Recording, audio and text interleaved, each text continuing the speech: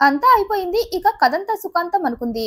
కష్టపడి చేసిన హత్యకు ప్రతిఫలం దక్కుతుంది అనుకునే లోపు చిత్తుగా కాకిలకు చిక్కింది. మహారాష్ట్రలోని చంద్రపూర్కు చెందిన శ్యామ్ అనే వ్యక్తికి కొన్నేళ్ల క్రితమే రంజనా రామ్టెకే అనే మహిళతో పెళ్లైంది.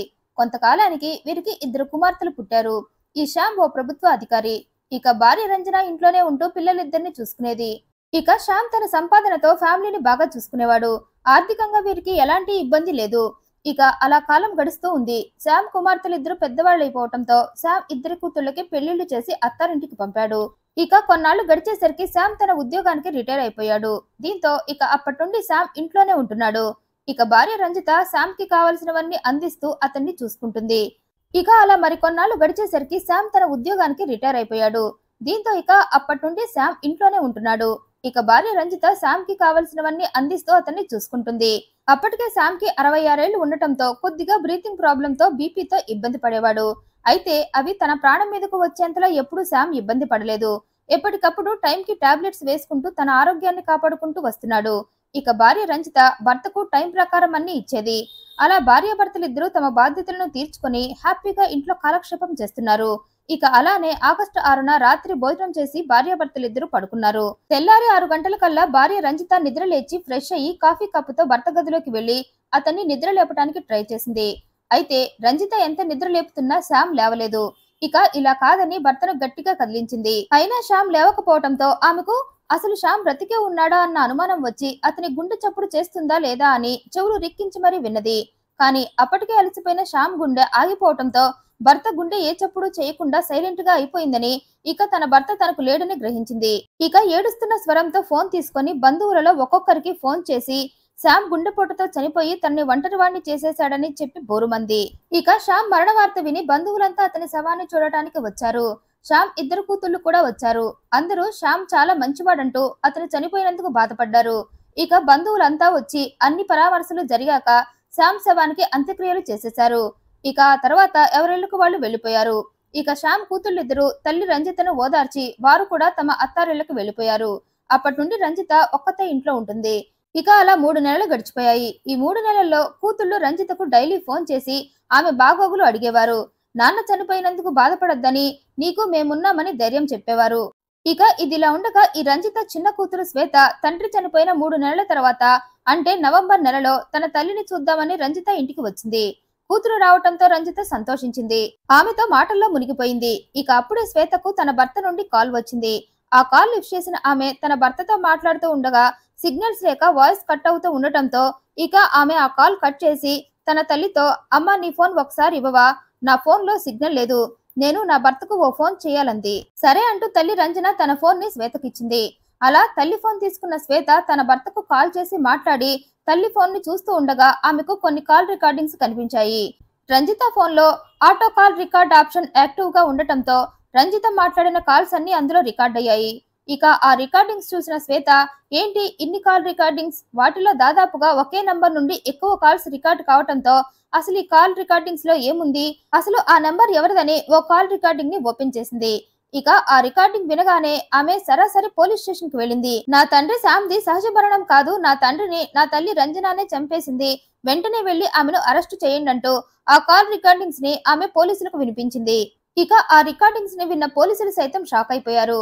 ఆ రికార్డింగ్స్ లో రంజిత నవ్వుతూ ముఖేష్ త్రివేది అనే వ్యక్తితో మాట్లాడుతుంది.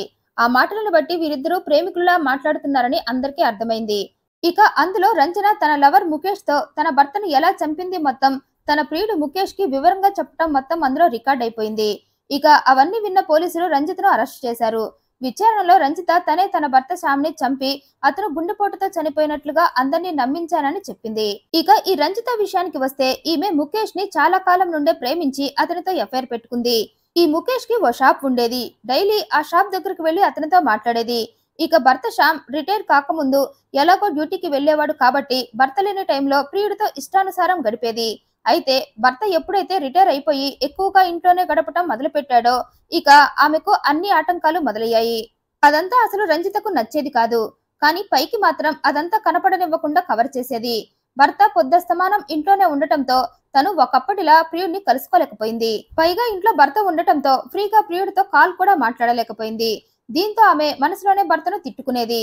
ఇక అలా కొన్నాళ్లు గడిచేసరికి రంజితకు విసుగొచ్చింది. ఇలా ఇంకెన్నాళ్ళు ప్రియుడిని కలవకుండా కనీసం అతనితో మనస్ఫూర్తిగా మాట్లాడకుండా ఉండాలి అనుకుని తెగించేసి తన ప్రైవేట్ లైఫ్ ని భర్త ముందు పబ్లిక్ చేసేసింది. శ్యామ్ ఇంట్లో ఉన్నా పట్టించుకోకుండా గంటల తరబడి ప్రియుడితో ఫోన్ లో మాట్లాడటం స్టార్ట్ చేసింది. ఇక అవన్నీ వింటున్న భర్త శ్యామ్ కి భార్య ప్రైవేట్ లైఫ్ మొత్తం అర్థమైపోయి నీకు ఈ వయసులో ఇలాంటివి కావాల్సి వచ్చాయా అని తిట్టాడు. అప్పటి నుండి భార్యని కంట్రోల్ పెడుతూ వచ్చాడు. ఇక అదంతా రంజిత భరించలేకపోయింది. అందుకే తన ప్రియుడిని కలవనివ్వకుండా అడ్డుపడుతున్న తన భర్త శ్యామ్ ని చంపేసి ఆ తర్వాత హ్యాపీగా ప్రియుడితో ఉండాలి అనుకుంది.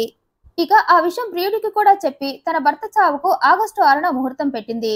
ఆ రోజు భర్త అన్నం తిని నిద్రపోయాక అతని దగ్గరకు వెళ్లి పక్కనే ఉన్న దిండు తీసుకొని దాన్ని అతని ముక్కుపై పెట్టి గట్టిగా అదిమి శ్యామ్ కి ఊపిరాడకుండా చేసి చంపేసింది. ఆ తర్వాత భర్త ఎలా పడుకున్నాడో అలాగే పడుకోబెట్టి ఆ రాత్రంతా అతని పక్కనే పడుకుంది. ఇక తెల్లవారగానే బంధువులందరికీ ఫోన్ చేసి శ్యామ్ గుండెపోటుతో చనిపోయాడని చెప్పి నమ్మించింది. అయితే ఇక్కడ రంజిత శ్యామ్ గుండెపోటుతో చనిపోయాడు అని చెప్పగానే అందరూ ఆమె మాటలు నమ్మేశారు. కారణం శ్యామ్ కి అప్పటికే 66 ఏళ్లు ఉన్నాయి. పైగా చిన్నపాటి ఆరోగ్య సమస్యలు కూడా ఉండటంతో అతనిది గుండెపోటు మరణమే అనుకుని రంజితను ఎవరూ అనుమానించకుండా అందరూ కలిసి శ్యామ్ అంత్యక్రియలు చేసేశారు. ఇక కూతుళ్ళిద్దరూ కూడా తల్లి ముసలి కన్నీరుని నమ్మి ఆమెను ఓదార్చారు. అయితే తండ్రి చనిపోయిన 3 నెలల తర్వాత రంజిత చిన్న కూతురు శ్వేత తల్లిని చూద్దామని ఆమె ఇంటికి రావటం, తన భర్తకు కాల్ చేయాలని తల్లి ఫోన్ తీసుకొని అందులో ఉన్న కాల్ రికార్డింగ్స్ వినటంతో అసలు నిజం మొత్తం బయటకు వచ్చింది. తన తల్లికి ప్రైవేట్ లైఫ్ ఉందని, ఆ లైఫ్ కోసం అడ్డంగా ఉన్న తన తండ్రిని ఆమె చంపిందని తెలిసి ఆ విషయాన్ని భరించలేకపోయి వెంటనే పోలీస్ స్టేషన్ కు వెళ్లి ఆ రికార్డింగ్స్ అన్ని పోలీసులకు వినిపించి తన తల్లిని అరెస్ట్ చేయించింది.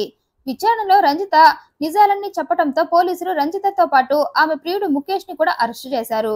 వయసు పెరిగే కొద్దీ కోరికలు తగ్గాలి, ఆలోచనలు అదుపులోకి రావాలి. ఈ రెండూ చేయకపోతే ఇలాగే నష్టపోవాల్సి వస్తుంది. భర్తను చంపి ప్రియుడితో హ్యాపీగా గడపచ్చనుకున్న రంజిత తన ప్లాన్ వర్కౌట్ కాక చివరికి జైలు పాలైంది. ఆమెతో పాటు ఆమె ప్రియుడిని కూడా జైలుకి లాక్కుపోయింది. నేరం చేయాలి అన్న ఆలోచన వచ్చినప్పుడు ఆ నేరం బయటపడితే తమ జీవితం ఏమైపోతుందా అని ఒక్కసారి ఆలోచించుకుంటే ఇలాంటి నేరాలు కొంతవరకైనా తగ్గుతాయి. ఈ వీడియోపై మీ అభిప్రాయాన్ని కమెంట్ రూపంలో తెలియజేయండి. మరింత ఇంట్రెస్టింగ్ అండ్ జెన్యూన్ ఇన్ఫర్మేషన్ కోసం ఈ వీడియోని లైక్ చేయండి, షేర్ చేయండి, మా ఛానల్ సబ్స్క్రైబ్ చేయండి. Thank you for watching.